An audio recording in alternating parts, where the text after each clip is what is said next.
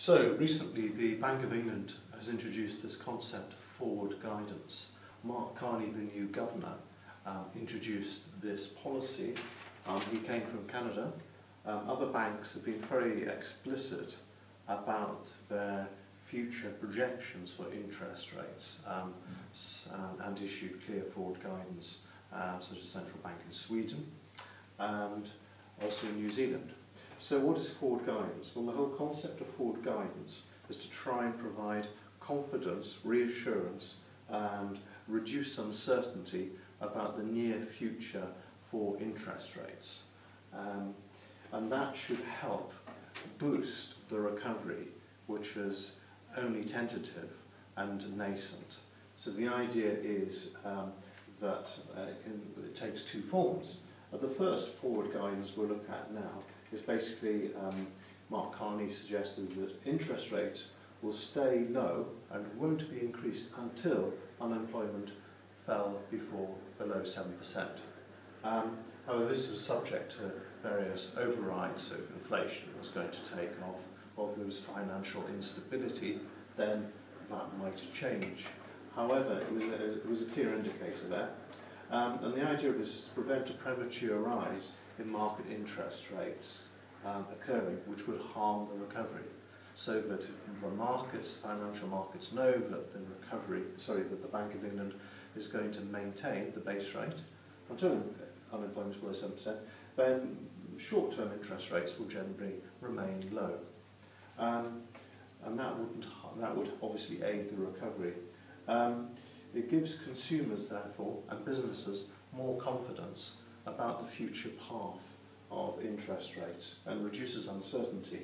And according to survey evidence, this is successful. Businesses understand what is meant by forward guidance, and also 3/4 of businesses say that it has boosted confidence, which of course aids investment.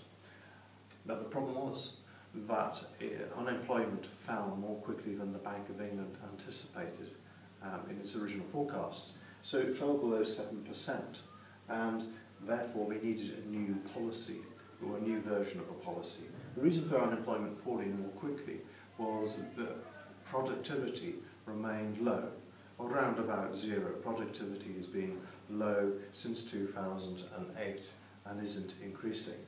And the Bank of England assumed it would increase more. So because productivity is not increasing, as the economy grows, you need greater supply of labour to produce goods and services, so therefore unemployment fell more quickly.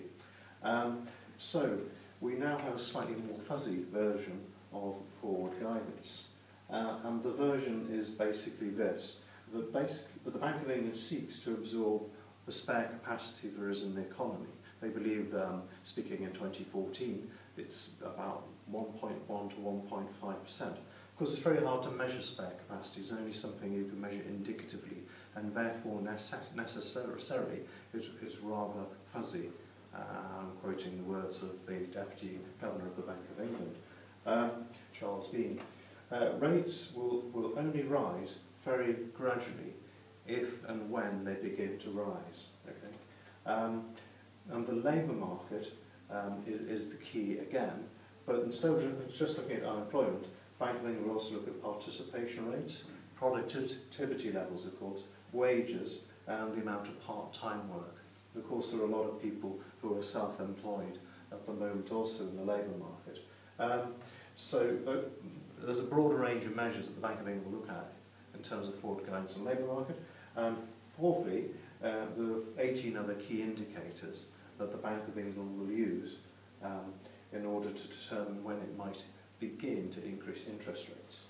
And the key point that the Governor makes is that the bank rate will be materially lower than it was pre-2008, and he's actually said that in 3 years' time from 2014, it might be about 2% if we look at market expectations. So he reinforced the idea that interest rates are going to be low.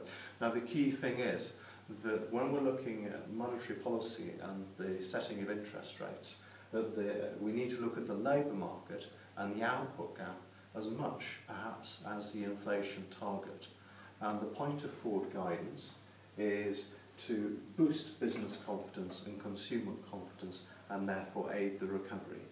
Perhaps quite a sensible Keynesian policy, given that confidence is rather important to the macroeconomy. Okay, I hope you enjoyed that. Thank you.